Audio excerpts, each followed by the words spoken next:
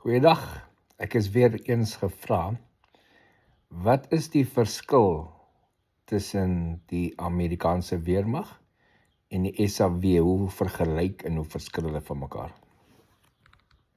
So, laat ek begin by hoe vergelyk die SAW en die United States military met mekaar in terme van basiese opleiding.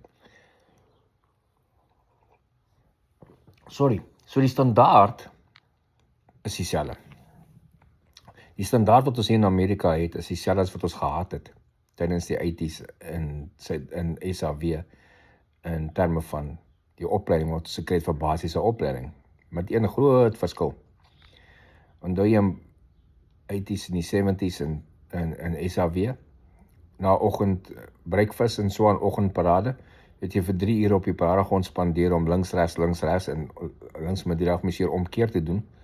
Hier nie. Hier doen ons dit 1 uur 'n week. Hier word al die tyd spandeer aan combat training. So die fokus is meer op combat training as iets anderste. Ons doen ook nie byvoorbeeld in die nag polisievloere en al die tipe van dinge. Hier moet jy slaap in die aand. Na 10 uur tot 5 uur oggend, al 5 uur oggend, moet jy slaap, want ons het PT gedoen in die oggende voor breakfast, want het is te warm die dag. In terme van die vakke en goeders is basies dieselfde.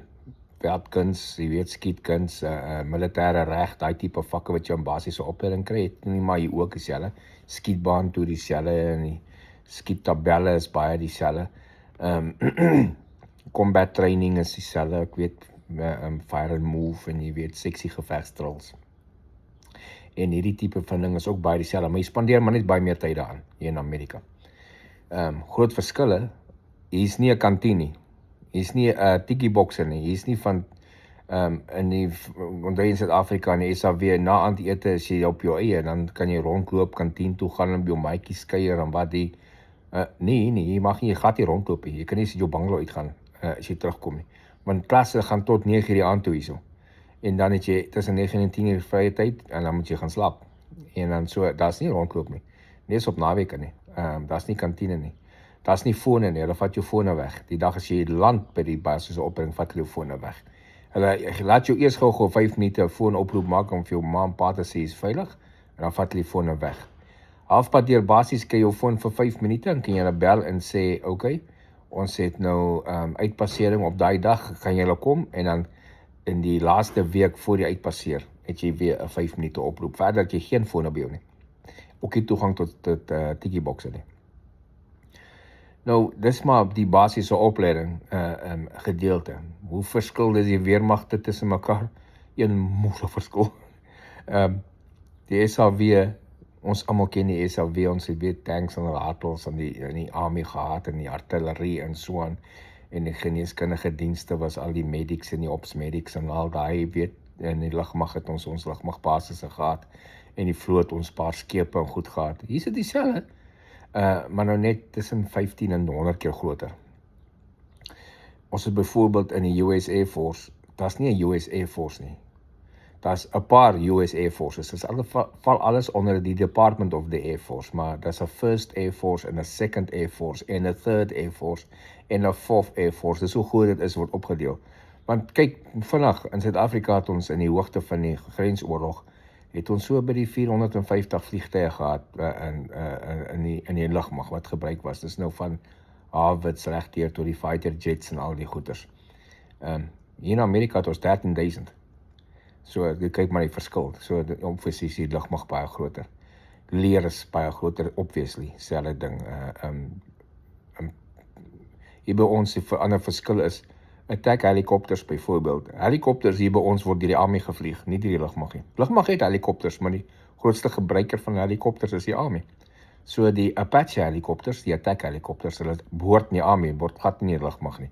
In Suid-Afrika is dit 'n army rol, die rooi valke, maar dit behoort aan die lugmag. Die lugmag het hulle gery, maar dit was aangewend vir 'n army support rol. En daar was ernstig oorweging in die begin van die Rooivalk projek om dit eintlik Army pilots te maak. Jy weet, gaan lugmag pilots wees wat net oorskuif Army toe. Maar daar is teen dit besluit dat bly by die lugmag, soos maar in ons bosoorlog, die lugmag het die vliegtuie gevlieg en die Army, maar hier in Amerika het die attack helikopters, en dit is almal is army vliegtuie, dis nie lugmagvliegtuie nie. Die lugmag het nie attack helikopters nie. Ons het ander helikopters in die lugmag, want ons het fighter jets. Dan is daar goed soos die Marines het hulle eie lugmag. Die vloot het hulle eie lugmag. Die tweede grootste lugmag in die wêreld behoort in die US Air Force. Die tweede grootste lugmag in die wêreld is die US Navy. En ek dink die derde grootste lugmag in die wêreld is die US Marine Corps. Dis hoe baie vliegtuie hulle het. Okay, nou daai 13,000 wat ek van gepraat het in totaal is nie lugmagvliegtuie nie, dis in al die weermagstele. Dis nou die lugmag, die vloot, die lugmag, die vloot, die Marine Corps, Coast Guard, Space Force se vliegtuie en die Army se vliegtuie saam is by ons 13,000. So dis die groot verskil tussen die size van die obviously, die size is baie groter. Maar terme van standaarde en goeders, soos in dis maar dieselfde soos ons in diensplig gehad het dieselfde tyd. Selfde tipe standaarde. Hierso al verskil is ook as jy in 'n military wil join, jy kan nie jy moet jou fiksheistoets slaag voor jy kan army toe gaan. Jy kan nie gaan vir basiese opleiding en dan maak jy jou fiks nie. Jy moet jou fiksheistoets slaag voor jy gaan. As jy dit nie slaag nie, kan jy nie gaan nie. En dan ook die ander lekker ding is wat baie nice is. Jy kan as jy standaard 9 klaar is, jy met die vakansies ons hier in die middel van die jaar. As jy standaard 9 klaar is, dan kan jy army toe gaan. Tydens jou 3 maande vakansie tussen standaard 9 en standaard 10. Kan jy army toe gaan, basiese opleiding gaan doen. Dan gaan jy terugskool toe matriek.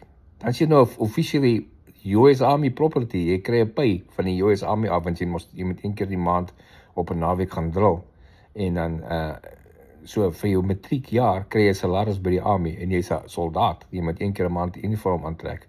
Maar ons het ook hier kadette, ROTC kadette by die lugmag en die army kadette en die navy kadette en dit ook. So ons het daai goeders ook. So dis basies die verskille bietjie in ooreenkomste tussen die US military en die SAW. As jy wil vir ander vra jy onder en sal ek spesifiek video's maak oor ander spesifieke, as jy iets in spesifieke item 'n antwoord wil hê of 'n vergelyking of iets, sit dit daar en sal ek vir jou 'n video van dit maak. Okay, that's it vir nou. Geniet die dag.